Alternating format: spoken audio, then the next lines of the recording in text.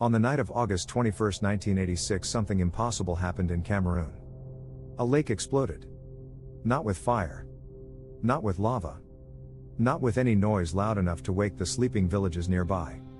It exploded with an invisible cloud of gas.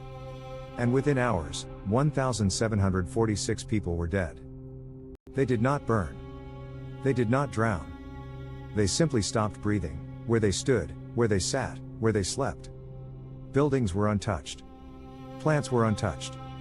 Food was still on dinner tables. But every living creature within 25 kilometers was dead. This is the true story of Lake Nyos, the most terrifying lake on Earth. Lake Nyos sits in the remote mountains of northwest Cameroon in West Africa. From above it looks almost impossibly beautiful. The water is a deep brilliant blue.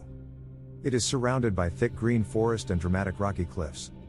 Local farmers and cattle herders had lived near this lake for generations. To them it was simply their lake, quiet, still and blue. They had no idea what was building beneath its surface. Because Lake Nyos sits directly on top of a dormant volcano.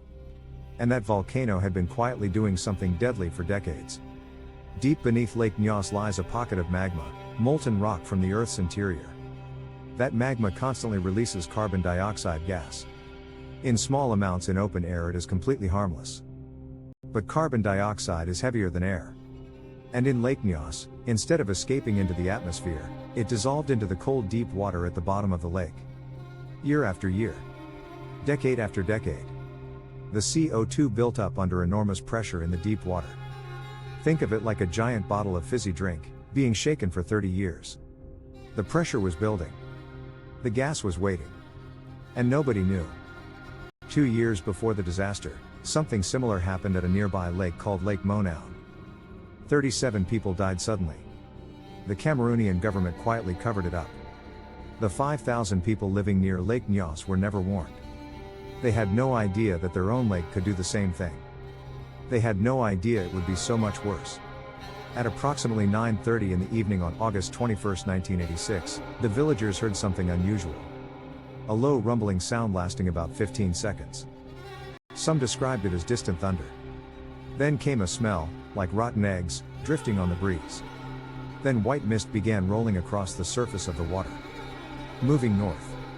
Moving toward the villages. Moving silently.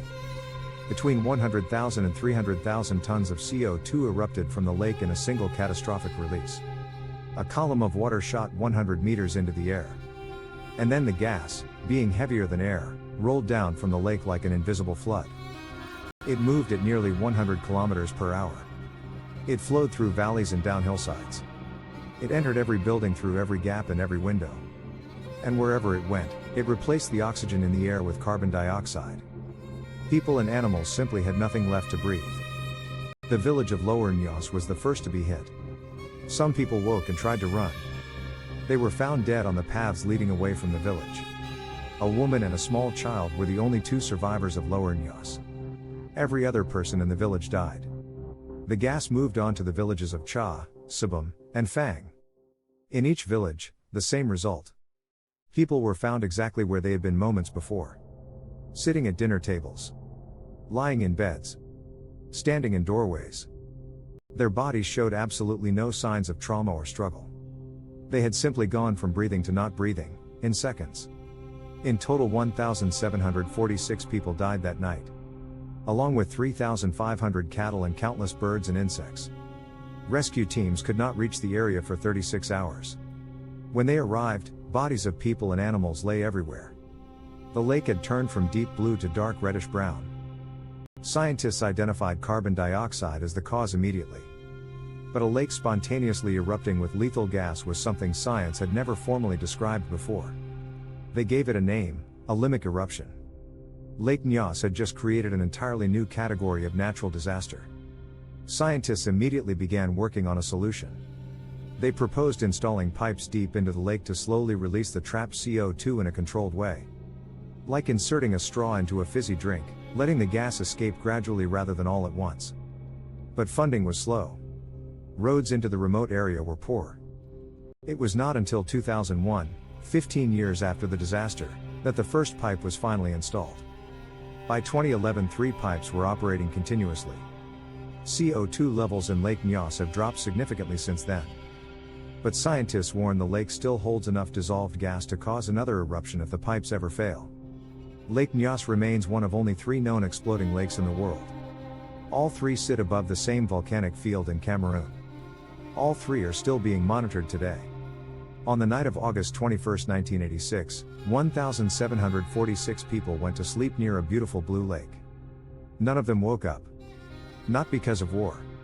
Not because of disease. But because the earth itself had been quietly building pressure for 30 years, and finally let go. Lake Nyos is still there today. Still blue. Still beautiful. Still dangerous. If you found this story as extraordinary as we did, Curio Strike has a lot more where this came from. We cover the most mind-blowing true stories from around the world every single week. Hit subscribe and turn on notifications, because you will not want to miss what is coming next. See you in the next one.